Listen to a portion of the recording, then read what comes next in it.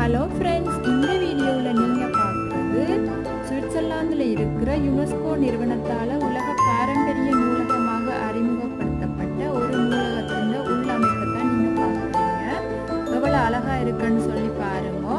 உள்ளுக்கு நிறைய பழைய நூல்களும் சில மம்மிகளும் இருக்குது. இது ஒரு அருங்காட்சியகமாகவும் இருக்குது. நீங்கள் போனால் அங்கே பார்த்து கொள்ளலாம். நல்ல வடிவாக இருந்தது. உள்ளுக்கு கட்டடக்கலையெல்லாம் மிக சிறப்பாக கூரை வேலையெல்லாம் செய்திருந்தது. உள்பக்கம் பார்க்க மிகவும் அழகாக இருந்தது. நீங்களும் கண்டு ரசியுங்கள்.